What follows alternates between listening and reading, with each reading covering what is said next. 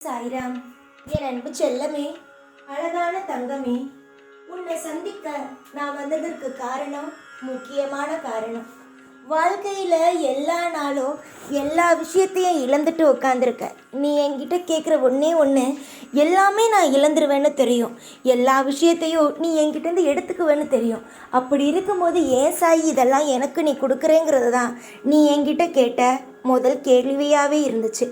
அம்மா, நான் உன்னுடைய வாழ்க்கையில் எதையுமே உங்ககிட்டருந்து எடுக்கணும் அப்படிங்கிற எண்ணம் எனக்கு கிடையாது. காலம், நேரம், உன் கர்ம வினை எல்லாம் சேர்ந்து தான் இந்த விஷயத்தை செஞ்சிச்சு.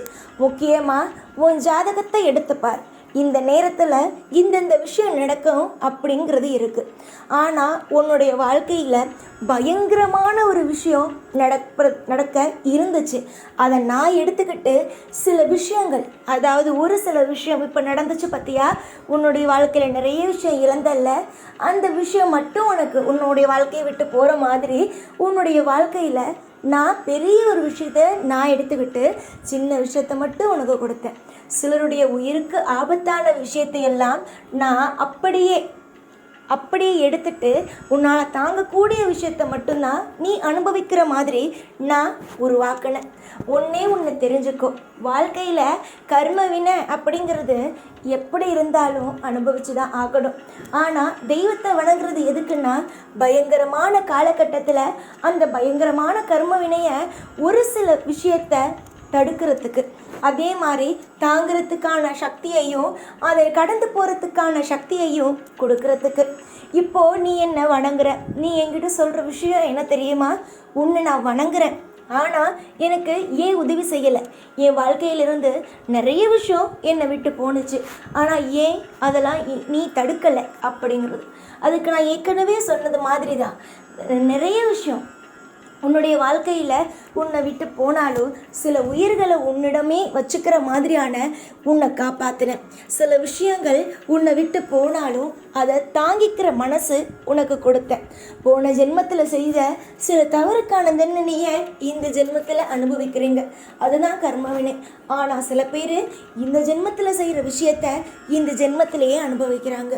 நீ கேட்கலாம், போன ஜென்மத்தில் செஞ்ச தவிர போன ஜென்மத்திலேயே நீ எனக்கு கொடுத்துருக்கலாம். அதே மாதிரி போன ஜென்மத்தில் செஞ்ச தவறுகள் இந்த ஜென்மத்தில் எனக்கு எப்படி தெரியும்?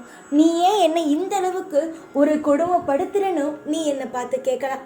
ஆனால் நான் ஒரே ஒரு விஷயத்த சொல்வேன், உனக்குன்னு இல்லை, பொதுவாக எல்லாருக்கும் இந்த சாய் சொல்கிற ஒரு விஷயம், ஒரு தண்டனை கொடுக்குறோம் அப்படின்னா போன ஜென்மத்துக்கான தண்டனை இந்த ஜென்மத்தில் கொடுக்கும்போது உங்களுக்கு அதிகமான கவலைகள் வரும். அந்த கவலை என்ன பண்ணுவீங்க? இந்த மாதிரி தப்பு பண்ணக்கூடாது அப்படிங்கிறத யோசிக்க வைக்கும், மற்றவங்களை பார்த்து பாவப்பட வைக்கும். ஆனால் நீ இன்னைக்கு தப்பு பண்ணியிருக்க, நாளைக்கு தண்டனை கொடுக்கணும்னா நம்ம செஞ்சதுக்கான தண்டனை தானே அப்படின்னு சொல்லிட்டு அடுத்தடுத்த தப்புக்கான ஒரு வழியாக மாறும். இதனால் மட்டும்தான் எப்பயுமே இப்போ உனக்கு புரியுதா, போன ஜென்மத்தில் ஏன் தவறுக்கு இந்த ஜென்மத்தில் தண்டனை கொடுக்குறாங்கங்கிறது? தங்க பிள்ளையே, வாழ்க்கையில் எல்லாத்தையும் கடந்து போய் தான் ஆகணும்.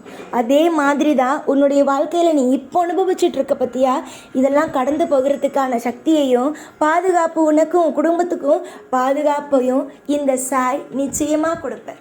அளவுக்கு மீறி எந்த ஒரு கஷ்டமும் இனி ஒரு நாளில் உன்னை அனுபவிக்காமல் நல்லபடியாக பார்த்துக்க நான் வைப்பேன்.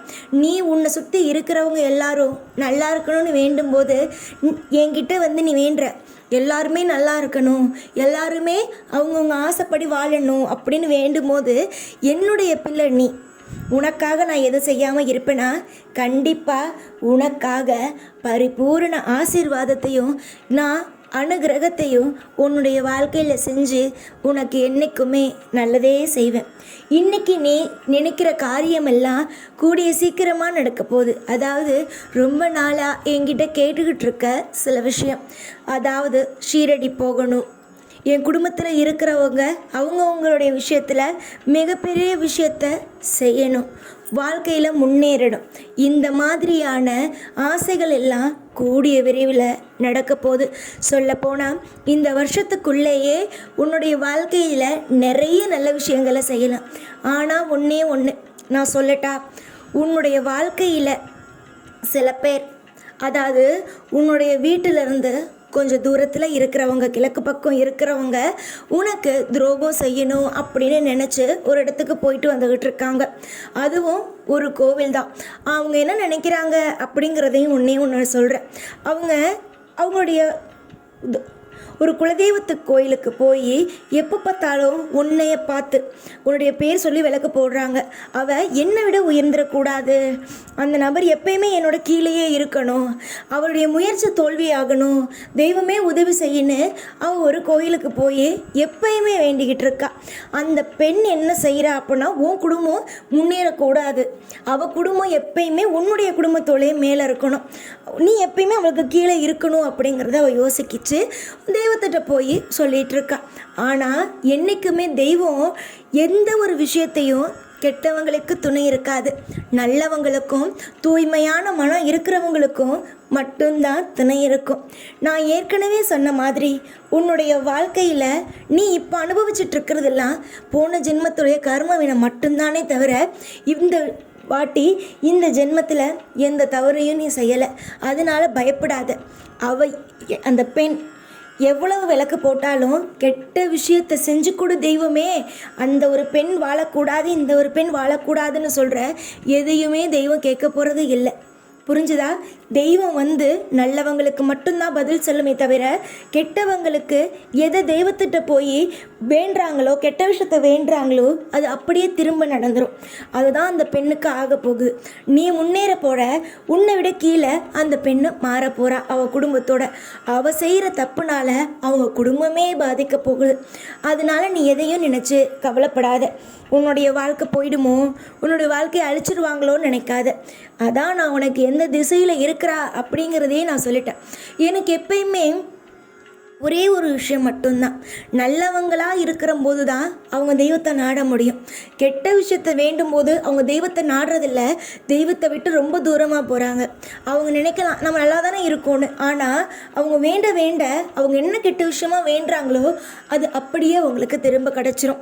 புரிஞ்சுச்சா? அதனால் எதையும் நினச்சி கவலைப்படாத, நம்பிக்கையோடு இரு. நீ எதை கேட்குறியோ அதெல்லாம் உனக்கு கிடைக்கிற மாதிரி நான் உருவாக்கி உன்னுடைய வாழ்க்கையில் வழி நடத்துகிறேன். அவங்க இதை நினைக்கிறாங்க, இவங்க இதை நினைக்கிறாங்க, அதனால் நம்ம வாழ்க்கை போயிடுமோ, நம்ம வாழ்க்கை நரகமாயிடுமோ அப்படின்லாம் எந்த ஒரு விஷயத்தையும் நினச்சி கவலைப்படவே வேண்டாம். நான் உன்னை ஒரு பத்திரமாக பார்த்து வச்சுருக்கேன்.